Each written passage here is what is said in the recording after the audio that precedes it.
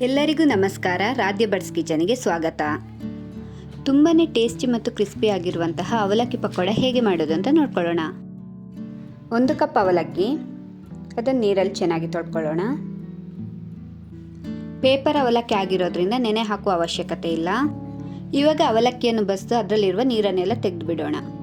ಹಿಟ್ಟು ರೆಡಿ ಮಾಡಿಕೊಳ್ಳಿಕ್ಕೆ 1 ಕಪ್ ಈರುಳ್ಳಿ, ಹೆಚ್ಚಿರುವಂತಹ 2 ಹಸಿಮೆಣಸು, ಸ್ವಲ್ಪ ಕರಿಬೇವು ಸೊಪ್ಪು, ಸ್ವಲ್ಪ ಶುಂಠಿ, ಸ್ವಲ್ಪ ಕೊತ್ತಂಬರಿ ಸೊಪ್ಪು, ಅರ್ಧ ಸ್ಪೂನ್ ಜೀರಿಗೆನ ಕ್ರಷ್ ಮಾಡಿಕೊಂಡು ಹಾಕೊಳ್ಳೋಣ.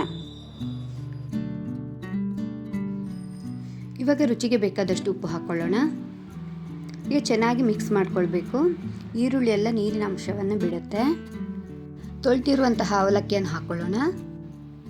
2 ಸ್ಪೂನ್ ಕಡಲೆ ಹಿಟ್ಟು, 1 ಸ್ಪೂನ್ ಅಕ್ಕಿ ಹಿಟ್ಟು, ಅರ್ಧ ಸ್ಪೂನ್ ಮೆಣಸಿನ ಹುಡಿ, 1/4 ಸ್ಪೂನ್ ಅರಶಿನ, ಸ್ವಲ್ಪ ಇಂಗು. ಇವಾಗ ಚೆನ್ನಾಗಿ ಮಿಕ್ಸ್ ಮಾಡ್ಕೊಳ್ಬೇಕು. ಯಾವುದೇ ನೀರಿನ ಅವಶ್ಯಕತೆ ಇಲ್ಲ. ಈರುಳ್ಳಿನೂ ನೀರು ಬಿಟ್ಟಿರುತ್ತೆ, ಅವಲಕ್ಕಿಯಲ್ಲೂ ನೀರಿನ ಅಂಶ ಇರುತ್ತೆ. ಇನ್ನು ಸ್ವಲ್ಪ ಉಪ್ಪು ಬೇಕಂದ್ರೆ ಇವಾಗಲೇ ಸೇರಿಸ್ಕೊಂಡು ಬಿಡಬೇಕು. ಎಣ್ಣೆ ಬಿಸಿಗಿಟ್ಕೊಳ್ಳೋಣ. ಎಣ್ಣೆ ಬಿಸಿಯಾಗಿದೆ. ಇವಾಗ ಉಂಡೆಗಳ ರೀತಿಯಲ್ಲಿ ಮಾಡಿಕೊಂಡು ಹಿಟ್ಟನ್ನು ಎಣ್ಣೆಗೆ ಬಿಡೋಣ.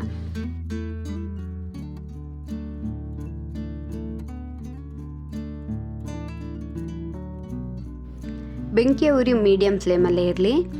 ಇವಾಗ ಬಿಟ್ಟಿರುವ ಹಿಟ್ಟನ್ನು ನಾವು ಸ್ವಲ್ಪ ಹೊತ್ತು ಮುಟ್ಟಬಾರ್ದು. ಸ್ವಲ್ಪ ಎಣ್ಣೆಗೆ ಅದು ಅಡ್ಜಸ್ಟ್ ಆಗಬೇಕು. 1-2 ನಿಮಿಷ ಆದಮೇಲೆ ಅದನ್ನು ಚೆನ್ನಾಗಿ ಕರೆದುಕೊಳ್ಳೋಣ. ಅದು ಗೋಲ್ಡನ್ ಕಲರ್ಗೆ ಬರ್ತಾ ಇದೆ.